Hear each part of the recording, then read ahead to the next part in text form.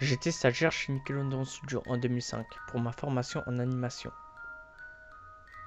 C'était pas payé évidemment, mais ça a des avantages non négligeables. Pour les adultes, c'est pas grand chose, mais plein d'enfants chieraient pour être à ma place. Comme je bossais directement avec les animateurs, je pouvais pas voir les nouveaux épisodes avant leur diffusion. Je vais aller droit au sujet, sans divaguer sur le reste. Ils avaient sorti tout récemment le film de Bob l'éponge, et le staff entier était à court d'idées alors la saison suivante a mis du temps à démarrer. Mais le délai fut plus long pour d'autres raisons énervantes. Il y avait un problème avec un épisode qui a foutu un froid à toute l'équipe pendant quelques mois. Moi et des autres stagiaires étions dans la salle d'édition avec l'animateur chef et les éditeurs son pour le montage final.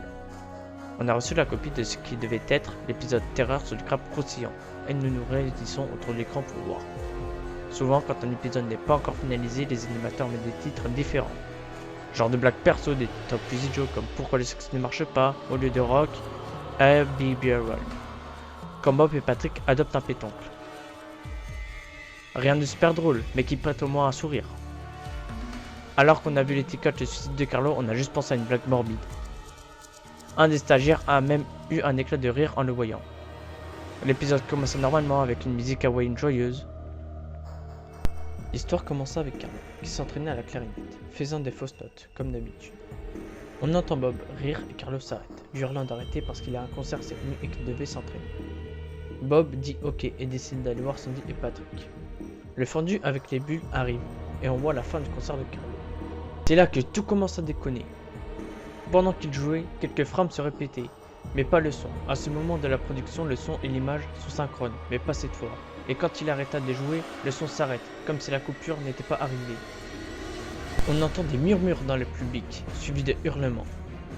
Mais on pouvait vraiment sentir de l'agressivité forte là. Carlo est en plein champ, et il est visiblement effrayé. La caméra part sur le public, avec Bob au milieu, et lui aussi, d'une manière qui n'est pas la sienne.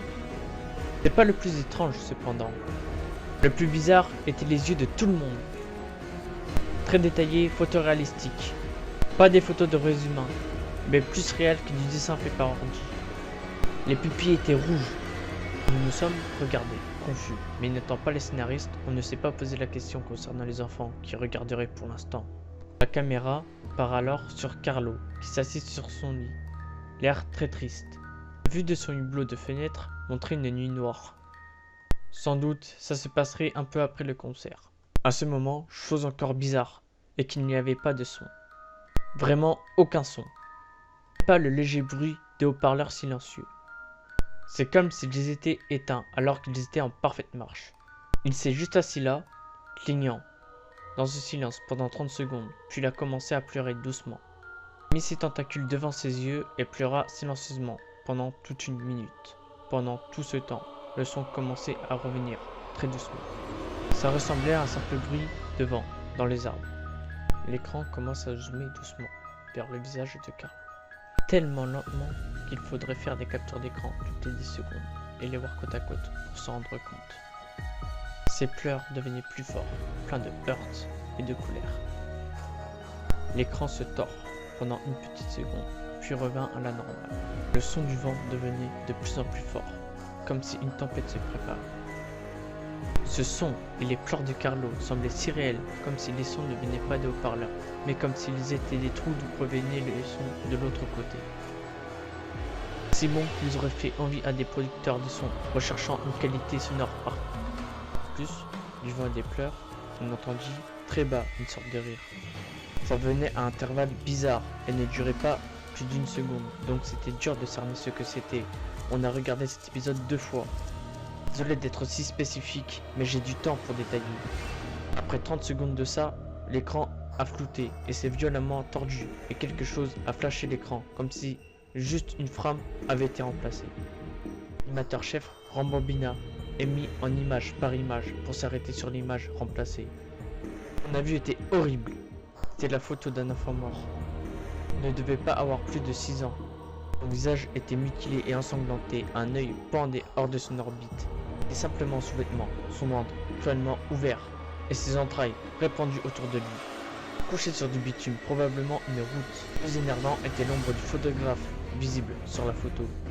Il n'y avait aucune cassette du crime, aucune marque ou chose qui pourrait prouver l'identité du tueur, et l'angle était trop mal placé pour être une preuve. Apparemment, le photographe était la personne responsable du meurtre. Nous étions tous mortifiés, mais on appuya sur play, espérant que ce n'était qu'une blague dégueu. On revint à Carlo, pleurant plus fort qu'avant, la moitié du corps dans le champ. Il y avait maintenant des larmes rouges sang qui coulaient de ses yeux. Le sang était fait d'une manière hyper réalistique. On croirait presque pouvoir en avoir sur les doigts en le touchant. Le bruit du vent semblait plus violent aussi, avec les branches qui craquent. Un profond rire de baryton, était plus long et venait plus souvent. L'éditeur en chef, répulsé d'aller voir ça, comme nous tous, mais on savait qu'il fallait le faire. La tête est celle d'une fille, cette fois, du même âge, visiblement. Elle était couchée sur le ventre, ses barrettes, dans une flaque de sang près d'elle. Son œil gauche était sorti aussi, juste vêtu d'un slip. Ses entrailles empilées, près d'une énorme coupure le long du dos. Le corps était toujours sur la route, et l'ombre du photographe était visible, très similaire en taille et en silhouette. Des nausées et un des stagiaires, la seule fille du groupe, sortit en vitesse. Le show continuait. 5 secondes après la photo, Carlo devint silencieux, tout comme les autres sons, comme au début de la scène. Il baissa ses mains tentacules et ses yeux étaient hyper réalistes, comme ceux des autres au début de l'épisode. Saignait et pulsait, regardant en direction de la caméra comme s'il nous regardait. 10 secondes environ, il recommença ses pleurs, sans se couvrir les yeux cette fois. Le son était fort et perçant, et comme de l'horreur, ses pleurs étaient accompagnés de hurlements. Larmes et le sang s'écroulèrent à flots de ses yeux. Le son du vent revint, ainsi que le profond rire, et cette fois la photo suivante resta pour au moins 5 frames. L'amateur put stopper à la 4e frame et rembobina à la première. C'était un garçon du même âge, mais la scène était différente. Le train venait d'être retiré de l'estomac par une large main. L'œil droit sorti hors de l'orbite et pendant du sang dégoulinant dessus. L'animateur avança. C'était dur à croire, mais la suivante était différente et similaire à la fois. Pareil pour la frame suivante et les autres. Il revint à la première et les joua une par une. C'en fut trop. Vomis sur le sol, les éditeurs son et animation eurent un bref cri d'horreur. 5 frames n'étaient en fait pas 5 différentes photos, elles étaient jouées comme si c'était 5 frames d'une vidéo. On voyait la main soulever les boyaux, on voit les yeux du gamin les regarder. On a même vu une frame où le gamin commençait à cligner. L'éditeur son nous a dit d'arrêter. Il devait montrer ça au créateur. Elaine Burg arriva au bout de 15 minutes, confus par ce qu'il vit dans la salle. Alors l'éditeur continua l'épisode.